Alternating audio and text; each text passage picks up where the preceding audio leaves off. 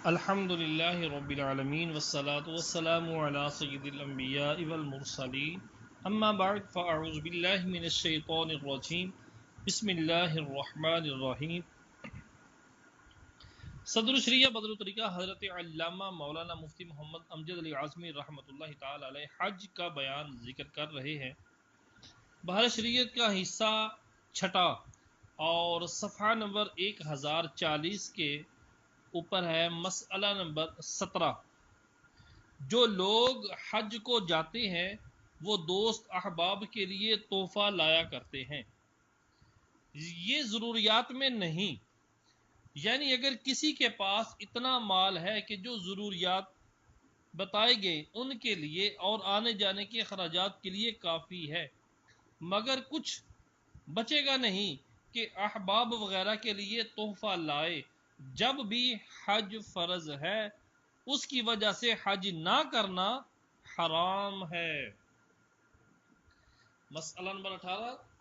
جس کی بسر اوقات تجارت پر ہے، یعنی جس کی گزر اوقات تجارت کے اوپر ہے اور اتنی حیثیت ہو گئی کہ اس میں سے اپنے جانے آنے کا خرچ اور واپسی تک بال بچوں کی خوراک نکال لے تو اتنا باقی رہے گا جس سے اپنی تجارت بقدر اپنی گزر کے کر سکے تو حج فرض ہے، ورنہ نہیں۔ اور اگر وہ کاشتکار ہے تو ان سب اخراجات کے بعد اتنا بچے کہ کھیتی کے سامان ہل بیل وغیرہ کے لیے کافی ہو تو حج فرض ہے، اور پیشہ والوں کے لیے ان کے پیشہ کے سامان کے لائق بچنا، یعنی اتنا بچ جائے جو سامان کے لائق ہو، اتنا بچنا ضروری ہے۔ مسئلہ نمبر 19۔ سواری میں یہ بھی شرط ہے کہ خاص اس کے لیے ہو۔ اگر دو شخصوں میں مشترک ہے سواری کہ باری باری دونوں تھوڑی تھوڑی دور سوار ہوتے ہیں تو یہ سواری پر قدرت نہیں اور حج فرض نہیں۔ یوں ہی اگر اتنی قدرت ہے کہ ایک منزل کے لیے مثلا کرائے پر جانور لے پھر ایک منزل پیدل چلے، فعلی حاصل القیاس، کبھی پیدل چلے کبھی کرائے پر لے لے، تو یہ سواری پر قدرت نہیں۔ آج کل جو شکدف اور شبری کا رواج ہے کہ ایک شخص ایک طرف سوار ہوتا ہے اور دوسرا دوسری طرف، اگر یوں دو شخصوں میں مشترک ہو تو حج فرض ہوگا کہ سواری پر قدرت پائی گئی اور پیدل چلنا نہ پڑا۔ مسئلہ نمبر 20۔ مکہ معظمہ یا مکہ معظمہ سے 3 دن سے کم کی راہ والوں کے لیے سواری شرط نہیں، اگر پیدل چل سکتے ہوں تو ان پر حج فرض ہے اگرچہ سواری پر قادر نہ ہوں، اور اگر پیدل نہ چل سکیں تو ان کے لیے بھی سواری پر قدرت ہونا یہ شرط ہے۔ مسئلہ نمبر 21۔ میقات سے باہر کا رہنے والا جب میقات تک پہنچ جائے اور پیدل چل سکتا ہو تو سواری اس کے لیے شرط نہیں، لہٰذا اگر فقیر ہو جب بھی اسے حج فرض کی نیت کرنی چاہیے۔ نفل کی نیت کرے گا تو اس پر دوبارہ حج کرنا فرض ہوگا، اور مطلق حج کی نیت کی یعنی فرض یا نفل یا کچھ معین نہ کیا تو فرض ادا ہو گیا۔ مسئلہ نمبر 22۔ اس کی ضروریات نہیں کہ محمل وغیرہ آرام کی سواریوں کا کرایہ اس کے پاس ہو، بلکہ اگر کجاوے پر بیٹھنے کا کرایہ پاس ہے تو حج فرض ہے۔ ہاں اگر کجاوے پر بیٹھ نہ سکتا ہو تو محمل وغیرہ کے کرائے سے قدرت ثابت ہوگی، یعنی محمل بھی ہونا چاہیے، محمل پر قادر ہونا چاہیے، اتنا کرایہ اس کے پاس ہو کہ محمل کا کرایہ ادا کر سکے، یعنی سواری کے اوپر جو سیٹ وغیرہ بنائی جاتی ہیں اسے محمل کہتے ہیں۔ مسئلہ نمبر 23۔ مکہ اور مکہ سے قریب والوں کو سواری کی ضروریات ہو تو خچر یا گدھے کے کرائے پر قادر ہونے سے بھی سواری پر قدرت ہو جائے گی اگر اس پر سوار ہو سکیں، بخلاف دور والوں کے کہ ان کے لیے اونٹ کا کرایہ ضروری ہے، کہ دور والوں کے لیے خچر وغیرہ سوار ہونے اور سامان لادنے کے لیے کافی نہیں، اور یہ فرق ہر جگہ ملحوظ رکھنا چاہیے۔ مسئلہ نمبر 24، پیدل کی طاقت ہو تو پیدل حج کرنا افضل ہے۔ حدیث میں ہے جو پیدل حج کرے اس کے لیے ہر قدم پر 700 نیکیاں ہیں۔ مسئلہ نمبر 25، فقیر نے پیدل حج کیا پھر مالدار ہو گیا تو اس پر دوسرا حج فرض نہیں۔ مسئلہ نمبر 26، اتنا مال ہے کہ اس سے حج کر سکتا ہے مگر اس مال سے نکاح کرنا چاہتا ہے تو نکاح نہ کرے بلکہ حج کرے، کہ حج فرض ہے، یعنی جب کہ حج کا زمانہ آ گیا ہو، اور اگر پہلے نکاح میں خرچ کر ڈالا اور مجرد رہنے میں خوف معصیت تھا، مجرد رہنے میں یعنی نکاح نہ کرنے میں، اکیلا رہنے میں خوف معصیت گناہ میں جانے کا خوف تھا، تو اب حرج نہیں، یعنی اگر نکاح کر لیا تو حرج نہیں۔ مسئلہ نمبر 27، رہنے کا مکان اور خدمت کا غلام اور پہننے کے کپڑے اور برتنے کے اسباب ہیں تو حج فرض نہیں، یعنی لازم نہیں کہ انہیں بیچ کر حج کرے، اور اگر مکان ہے مگر اس میں رہتا نہیں، غلام ہے مگر اس سے خدمت نہیں لیتا تو بیچ کر حج کرے، اور اگر اس کے پاس نہ مکان ہے نہ غلام وغیرہ اور روپیہ ہے جس سے حج کر سکتا ہے مگر مکان وغیرہ خریدنے کا ارادہ ہے اور خریدنے کے بعد حج کے لائق پیسے نہ بچیں گا، حج کے لائق نہ بچے گا تو فرض ہے کہ حج کرے، اور باتوں میں اٹھانا گناہ ہے، یعنی اور باتوں میں پیسے لگانا گناہ ہے، یعنی اس وقت کہ اس شہر والے حج کو جا رہے ہوں، اور اگر پہلے مکان وغیرہ خریدنے میں اٹھا دیا، پیسہ لگا دیا تو بھی حرج نہیں۔ مسئلہ نمبر 28، کپڑے جنہیں استعمال میں نہیں لاتا انہیں بیچ ڈالے تو حج کر سکتا ہے، اور بیچے اور حج کرے، اور اگر مکان بڑا ہے جس کے ایک حصے میں رہتا ہے باقی فاضل پڑا ہے، زائد پڑا ہے، تو یہ ضرور نہیں کہ فاضل کو بیچ کر حج کرے۔ مسئلہ نمبر 29، جس مکان میں رہتا ہے اگر اسے بیچ کر اس سے کم حیثیت کا خرید لے تو اتنا روپیہ بچے گا کہ حج کر لے، تو بیچنا ضروری نہیں، مگر ایسا کرے تو یہ افضل ہے، لہذا مکان بیچ کر حج کرنا اور کرائے کے لیے مکان میں گزر کرنا تو بدرجہ اولا ضروری نہیں۔ مسئلہ نمبر 30، جس کے پاس سال بھر کے خرچ کا غلہ ہو تو یہ لازم نہیں کہ بیچ کر حج کو جائے، اور اس سے زائد ہے تو اگر زائد کے بیچنے میں حج کا سامان ہو سکتا ہے تو فرض ہے ورنہ نہیں۔ مسئلہ نمبر 31، دینی کتابیں اگر اہل علم کے پاس ہیں جو اس کے کام میں رہتی ہیں تو انہیں بیچ کر حج کرنا ضروری نہیں، اور بے علم کے پاس ہوں تو اتنی ہیں کہ بیچے تو حج کر سکے گا تو اس پر حج فرض ہے۔ یوں ہی طب اور ریاضی وغیرہ کی کتابیں اگرچہ کام میں رہتی ہوں، اگر اتنی ہوں کہ بیچ کر حج کر سکتا ہے تو حج فرض ہے۔ 8ویں شرط ہے حج فرض ہونے کے لیے وقت، یعنی حج کے مہینوں میں تمام شرائط پائے جائے، اور اگر دور کا رہنے والا ہو تو جس وقت وہاں کے لوگ جاتے ہوں اس وقت شرائط پائی جائیں، اور اگر شرائط ایسے وقت پائے گئے کہ اب نہیں پہنچے گا تو فرض نہ ہوا۔ یوں ہی اگر عادت کے مطابق سفر کرے تو نہیں پہنچے گا، اور تیزی اور روا روی ہڑا ہڑی یعنی جلدی جلدی کر کے جائے تو پہنچ جائے گا، جب بھی فرض نہیں۔ اور یہ بھی ضرور ہے کہ نمازیں پڑھ سکے. اگر اتنا وقت ہے کہ نمازیں وقت میں پڑھے گا تو نہ پہنچے گا، اور نہ پڑھے تو پہنچ جائے گا، تو فرض نہیں. وجوب ادا کی شرائط.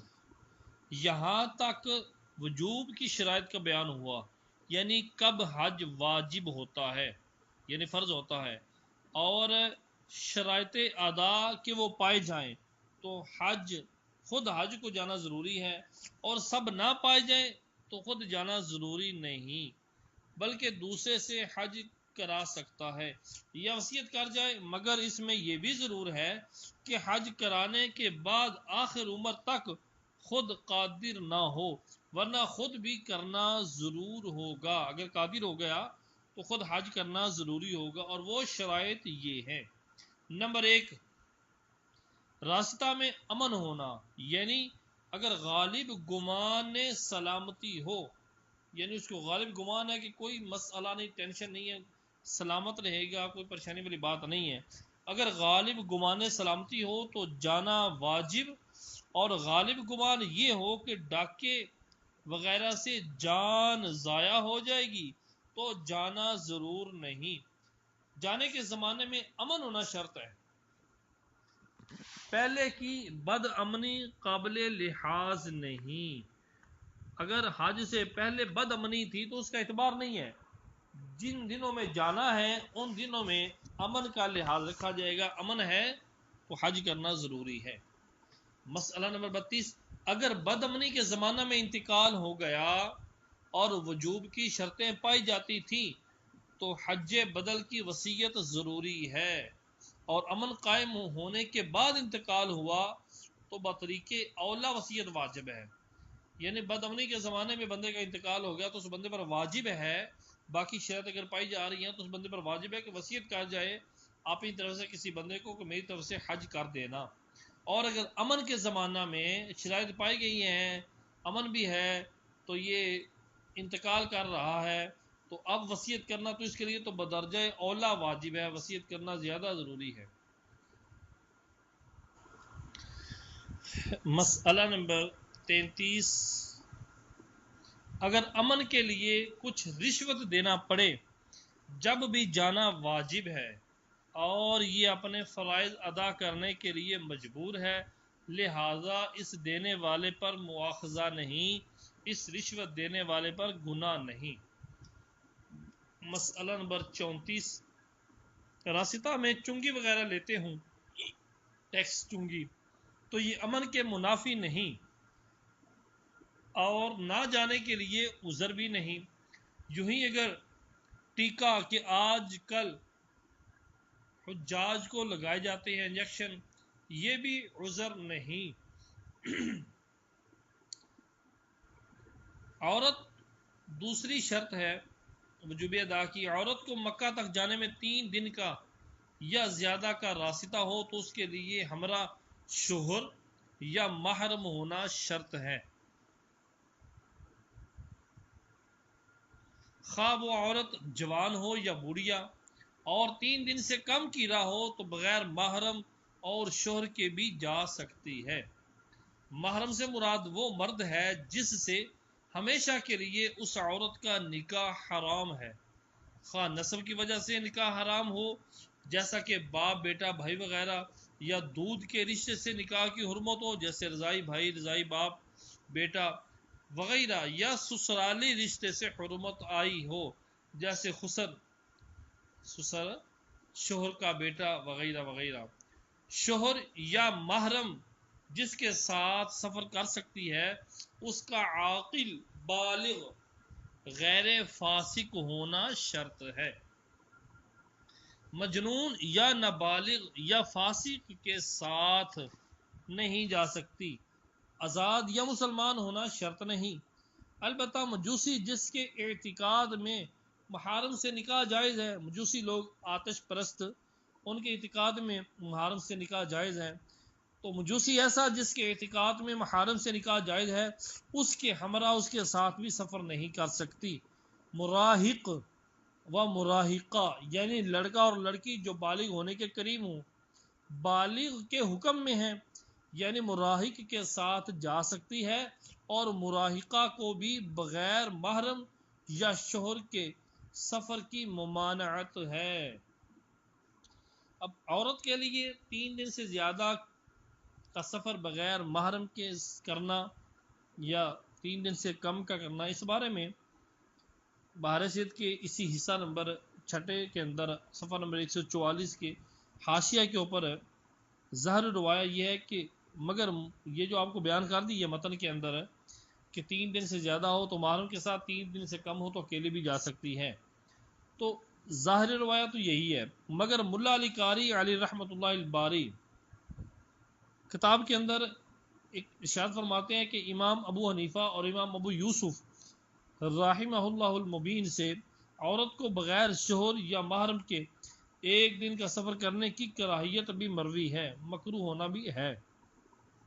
فطرہ فساد کے زمانہ کی وجہ سے اسی قول یعنی 1 دن پر فتویٰ دینا چاہیے۔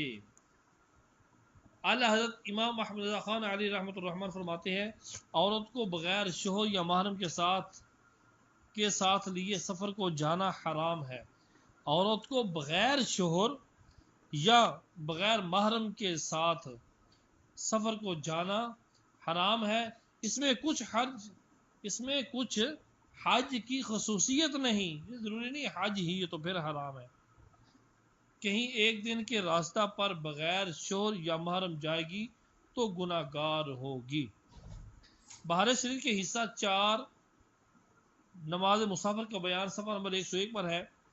عورت کو بغیر محرم کے 3 دن یا زیادہ کی راہ جانا ناجائز ہے، بلکہ 1 دن کی راہ جانا بھی۔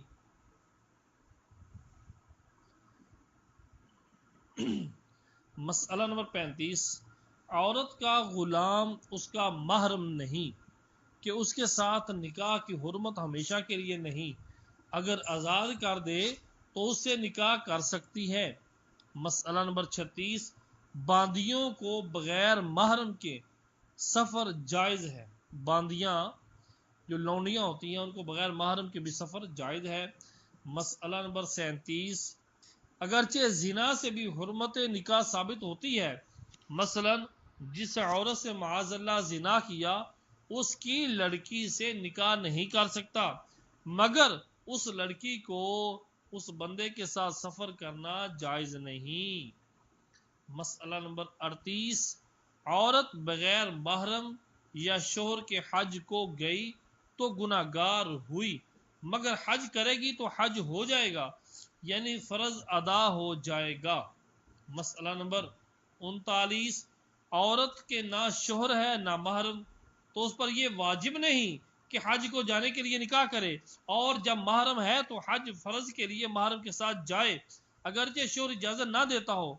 نفل اور منت کا حج ہو تو شوہر کو منع کرنے کا اختیار ہے۔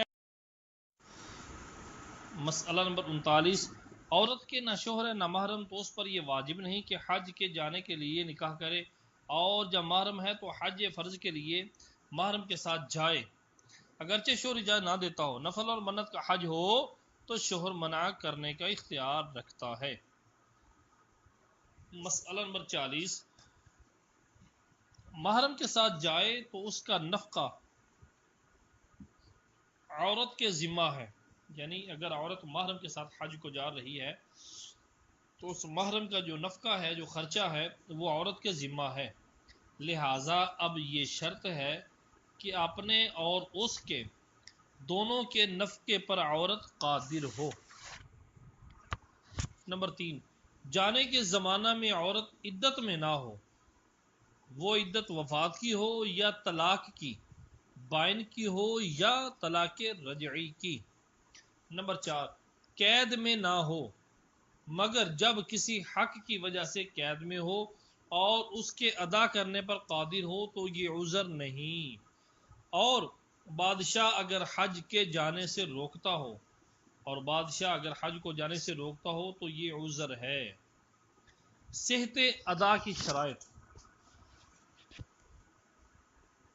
یعنی ادا کرنا صحیح کب ہوگا؟ جب یہ شرائط پائی جائیں۔ صحت ادا کے لیے 9 شرطیں ہیں کہ وہ نہ پائی جائیں تو حج صحیح نہیں ہوتا۔ نمبر 1 اسلام، کافر نے حج کیا تو نہ ہوا۔ نمبر 2 احرام، بغیر احرام حج نہیں ہو سکتا۔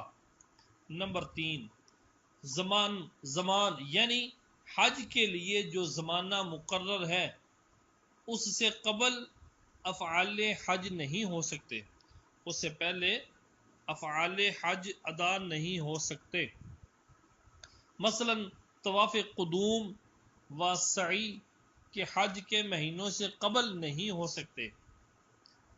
طواف قدوم اور وقوف عرفہ 9ویں کے زوال سے قبل یا 10ویں کی صبح ہونے کے بعد نہیں ہو سکتا۔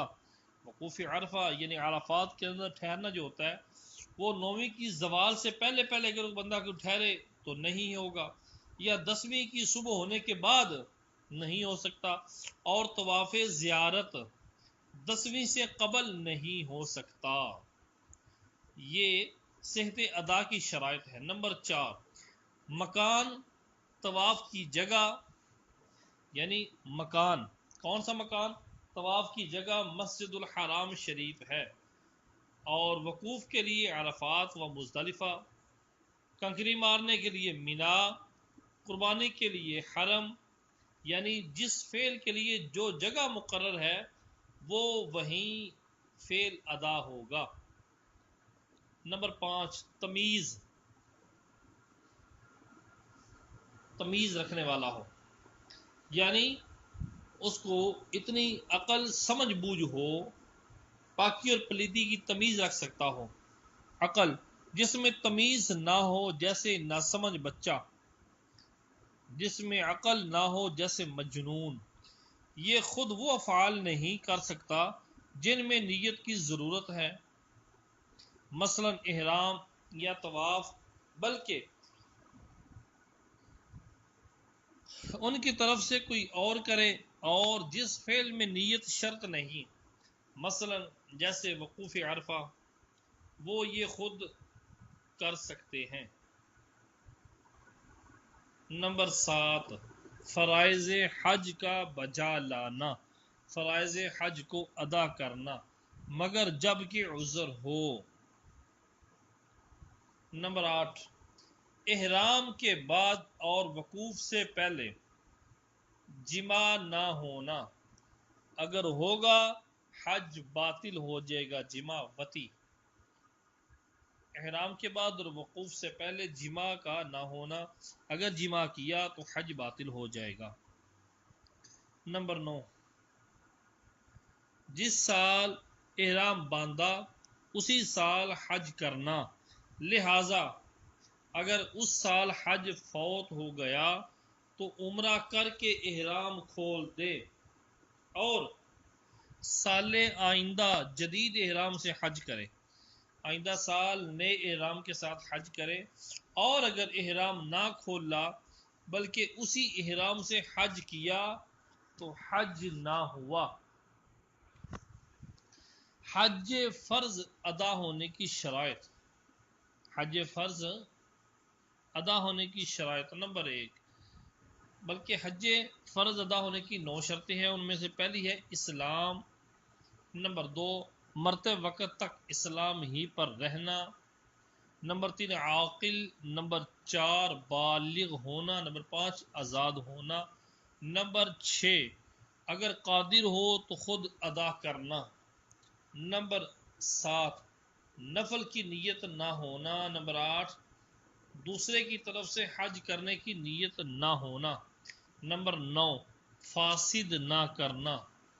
ان میں بہت باتوں کی تفصیل آپ کے سامنے عرض کر چکا ہوں، باقی کچھ کی انشاءاللہ العزیز آگے آ رہی ہے۔ حج کے فرائض کون کون سے ہیں؟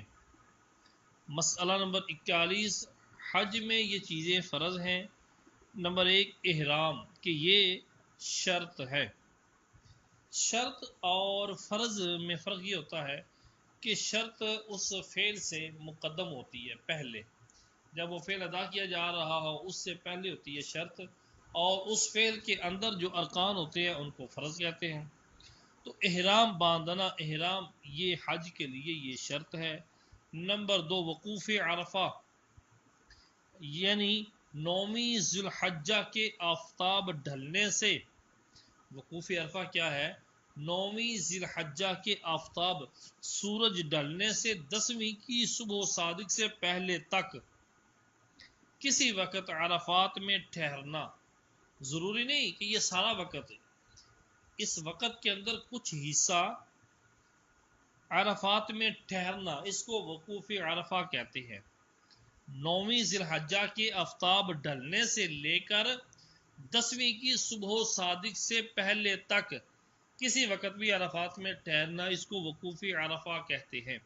نمبر 3، طواف زیارت کا اکثر حصہ، یعنی 4 پھیرے، پچھلی دونوں چیزیں یعنی وقوف و طواف رکن ہیں، وقوف و طواف رکن ہیں، یعنی وقوف عرفہ اور یہ طواف زیارت، یہ دونوں چیزیں کیا ہیں؟ یہ رکن ہیں، رکن اور فرض ایک ہی چیز ہے۔ نمبر 4 نیت، حج فرض کی نیت۔ نمبر 5 ترتیب، یعنی پہلے احرام باندھنا، پھر وقوف، پھر طواف خانہ کعبہ، طواف زیارت۔ نمبر 6 اگر فرض کا اپنے وقت پر ہونا، ہر فرض کا، اگر نہیں ہر فرض کا اپنے وقت پر ہونا، یعنی وقوف اس وقت ہونا جو مذکور ہوا، ٹائم آپ کے سامنے ٹائم بھی رکھا، وقوف عرفہ، اس کے بعد طواف، اور اس کے بعد طواف، اس کا وقت وقوف کے بعد سے آخر عمر تک ہے۔ نمبر 7 مکان، یعنی